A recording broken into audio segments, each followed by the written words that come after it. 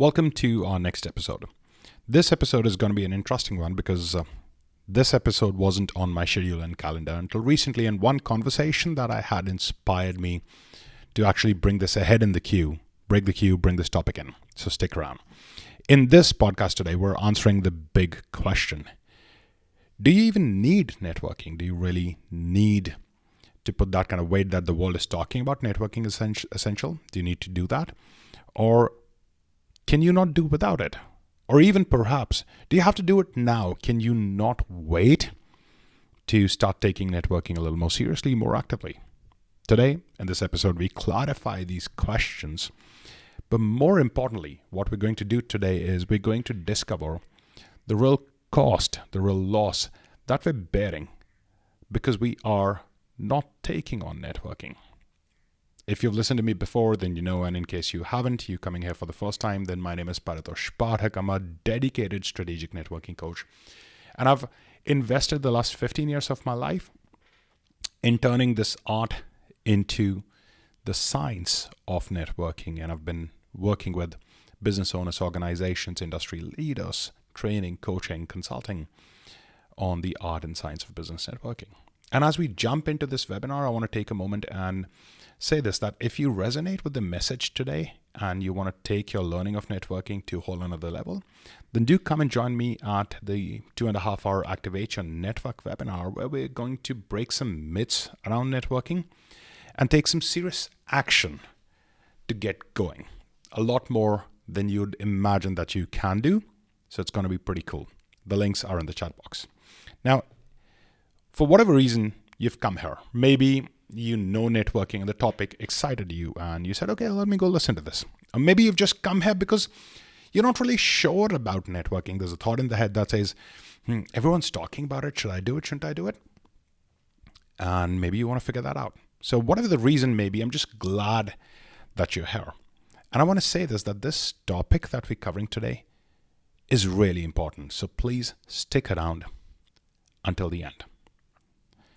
To understand the real cost that we're paying because of networking or because of not networking, there's one myth that has to be broken first. And the myth is that networking is for business. It's not. It's really not. I want to say this at this point in time, that anyone, no matter who you are, whether you are a business owner, whether you are an employee in an organization, a student, a homemaker, a teacher, right? If you're not networking, you're losing out big. And look at this. How many times have you been in a situation where you needed some help or assistance, maybe for a job, maybe for a medical emergency, you needed to find a good doctor, a reference in a hospital, a connection in an educational institute, and you were wondering who's there that can help me, and you were trying to reach out to people, but you couldn't really find the right person. Or maybe you could. If you couldn't find the right person, then that means your network isn't really strong right now. And if you could, congratulations, you've built a good network. And that point itself, this conversation itself, establishes that networking is a lot more than business. Since there's no formal education on the topic of networking, we all are free to assume whatever we make of networking. And this lack of clarity on what networking really is, this lack of education, is the number one reason that people continue to struggle. And most of them, unfortunately, don't even realize that their struggle doesn't really have to be there, and things could be a lot easier for them. Very few people in the world today have figured this out, have figured out what networking really is. Most people are still thinking it's about business.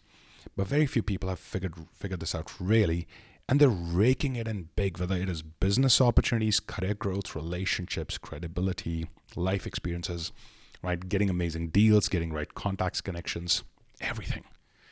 So today, let's jump into this. The 3 effects that I want to cover with you today. The first one is effect on self. This is game changing if you get. Okay. See, when we are limited in our ability of building relationship, it changes how we see ourselves. Look at it this way, that when you go to an event and you're not able to speak to people, your feet don't move, you're not able to approach someone that you like, right, and you're not able to have a conversation, what do you say to yourself? What's going on in your head at that time, right? You're perhaps calling yourself shy, you're calling yourself introvert, you're calling yourself not confident, right? See, when you're not able to build a relationship, how you look at yourself changes, right? Then when we are not able to lead our team, let's say you're a business owner, you are a senior manager in a company, and you silently believe quietly, you don't say that to anyone, but you think you're not a good leader, then you doubt your own ability to grow further in your career, your ability of entrepreneurship. You start doubting, am I a good entrepreneur? Do I have what it takes? Am I a good professional? Do I have what it takes to grow? Right? And it's again changing how we look at ourselves. The world is making this mistake of thinking that networking is about the people that we meet. And this is not at all true, right? Networking is first of all about a relationship with self. And great networkers, people who network actively, people who are able to overcome the barriers and the fears and are able to build those relationships, they end up building a massive sense of self-worth. They belief they have in themselves is amazing. When you go to these events and you see some people who are confident, people who are there, and they're able to hold conversation, and you go, oh my God, I don't have that. Or perhaps you're the kind of person who has that, then know that this is not incidental. It is cause and effect. You're out there, you're able to have good conversations, because of which people are having good conversations back, because of which you're feeling good about yourself. And over a period of time, brick by brick by brick by brick, how you see yourself starts to change. And look at another aspect of this. I call it the inner circle effect. People with whom you're spending most of your time are actually defining, or perhaps if I say in a more correct way, the kind of people that you're spending your time with is defining how your life is being shaped. We all have an inner circle. Inner circle is a group of people that we often spend time with, right? Obviously, as our family is there, we spend a lot of time with our family. That's also incidental because they're family.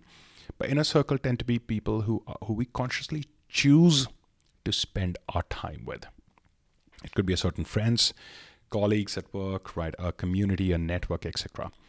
Now, with whosoever we're spending our time, we're having certain kind of conversations with them again and again, over and again. Because why? They have a similar belief, their beliefs are consistent, and they keep looking at life, every aspect of life, from their belief system. And then that is causing repetition, and that repetition is shaping our belief system, our ideologies, our outlook to the world. And that, in effect, is shaping our life. So I want you to ask yourself, if you were to spend time, if you had the freedom to spend time with anyone, what kind of people would you spend time with? Would they be the exactly same kind of people that you're spending your time with right now? Or would they be different? If they would be different, then there is something you have to do about it. And that, again, is networking. It is not away from networking. Look at the inner circle effect. Right. Let's go to the second effect of the second cost that we bear when we ignore networking. Let's talk about the business side of it. In this conversation, new business is very obvious. This is what most of the world thinks about when it comes to networking. Networking is a tool to go out and get more business.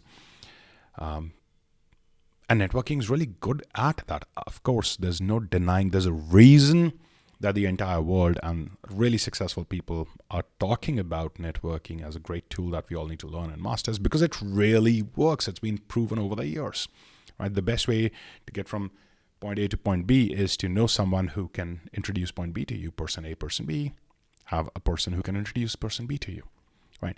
And this is something the masters have understood, the master networkers, the most successful entrepreneurs, professionals, etc. They've understood this one thing, that new business, new career opportunities is perhaps one of the smallest benefits of networking, where we have the world thinking that this is what networking is for. They know that networking helps in new business. The masters know that, but they know that's perhaps the smallest aspect. Let's dive deeper into this. Let's look at relationship with your team. If you're an entrepreneur, the kind of relationship you have with your team is one of the biggest defining aspects of your business success, right? I want to share an example here. Some time ago, I was talking to a friend, and he was just sharing a conversation where one of his employees said, "Sir, you don't motivate us these days. We're not feeling that motivated." And he told me that he said to his employee, "That's my job is not to motivate you. That's your job. You got to do your business. My job is to give you all the infrastructure, the tech, everything to get your job done." And in that moment, I became a coach. From being a friend, I just instantly turned myself to being a coach. And I said, no, you're absolutely wrong. The ask that your employee has is 100% correct. It is your job to motivate your people. Look at it this way, that if you're thinking that people are here and they should be here for the salary, then just know this, that they can perhaps get a better salary in another company, right? It's just not really difficult for people today to take a jump, go somewhere else. So salary is not the reason, or perhaps not the only reason because of which they're sticking around here. Today, our team members need a reason beyond just salary. Of course, good salary is bare minimum. I'm not saying, don't misunderstand. Anyone listening or watching, don't misunderstand. I'm saying that salary is not essential. Of course it is. Everybody has to make a living. Everybody has dreams that they want to achieve. But that's today become the bare minimum. Today, people stay for reasons like good culture, great leaders, people that they want to follow, people with whom that they feel that they will grow as a person, personal growth, where they have hope that they will grow personally, right? Then, they really love to work with people with whom they believe can actually help them become better versions of themselves. And building these kind of relationship with your team members is networking. The art and science is the same. It's no different at all. Right? Let's take a look at another aspect. Your customers. The kind of relationship you have with your customers is going to define how expensive new business acquisition is going to get for you, how much feedback you get, how patient they are when you make a mistake. You are going to make a mistake. It's going to happen. Everyone does, right? How longer they stick with you. I always say this, that you can get a customer from anywhere, from sales, marketing, exhibitions, networking platforms, etc. But the only reason your customer is going to stay long-term with you is a great relationship. Of course, giving good value is obvious, bare minimum. Nobody's going to be sticking with you if you're not giving value. So that's the bare minimum. The next thing is great relationships, right? A lot of people in the world today are wondering, why aren't they making it big? A lot of entrepreneurs are thinking, you know what? Me and that person started at the same time. I'm better than that person at the good and the product and the quality and the ethics, but this person's gone way above me. What's the difference? What's the missing thing? And they're wondering, nothing's happening. I want you to know that this is that X factor, the ability to build, maintain, and leverage relationships is the X factor. And that's what some entrepreneurs have figured out, while most are still thinking that doing good work is going to make the big difference. And I hate to be bearer of the bad news. Actually, I don't. I want to bear this news for you today, that it doesn't work like this, right? Networking is non-negotiable. It's essential. But anyways, let's go to aspect number 3. The third thing that I want you to understand about the cost of ignoring networking is this, that when you become the kind of person who has a good network, you end up gaining massive credibility in your network. Or let's reverse this, that when you're the kind of person who doesn't have a good network, a lot of that credibility potential stays missing, right? Now, no matter how much we pretend that it doesn't matter to us, we don't really care about people appreciating, liking, etc., It's not true, right? Being welcomed, being valued, being respected by people around us, what really drives us. A lot of us think that we want to achieve money. Well, that money signifies something, right? For a lot of people, it signifies respect. For a lot of people, it signifies value. For a lot of people, sense of achievement, right?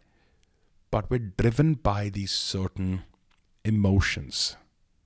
And building a great network allows us to have access to this. I want you to imagine for a moment being extremely rich but not being valued by a network. Take a moment. Imagine that.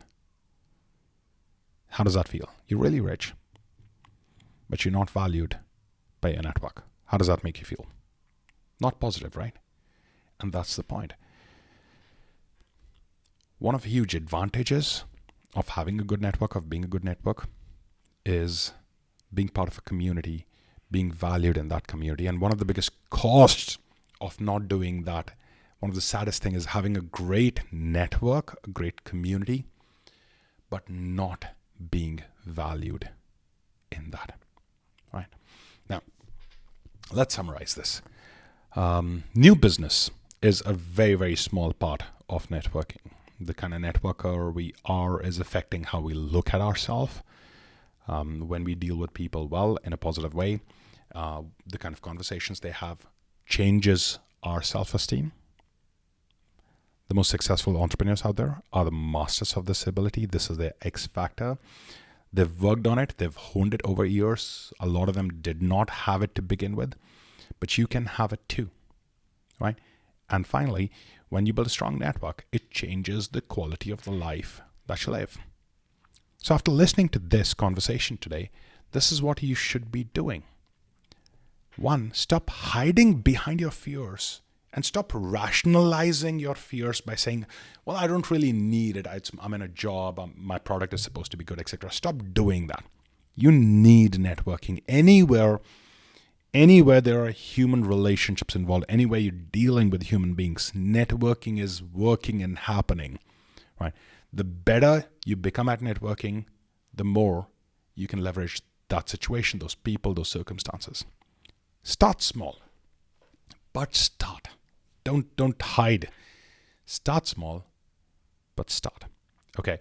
And I want to say this in the end, that the biggest misconception that's there in the world of networking is people thinking that being a networker means being a certain way, a certain kind of person, being the person who goes out and owns the room, etc. No. There are all different kinds of networkers in the world, all kinds of networkers in the world. And they're shy networkers, but really good ones. They are extroverted networkers, but they're really good ones. They're hesitant, introvert, but really good ones. Being a networker doesn't mean that you have to be the loudest person or the life of the party, etc. No, that has nothing to do with it. It just simply means that you have the ability to build good relationships. Being shy, you can still do that. Being introvert, you can still do that. Being hesitant, you can still do that. Right. I hope this conversation made sense. And once again, I want to say, whenever you're ready to take things to the next level, come along to the Activate Your Network webinar. This is where we break the myths, get you to take action, and in 2.5 hours, you and I ensure that the needle actually moves, that you actually become a better networker. Take care. God bless. See you there.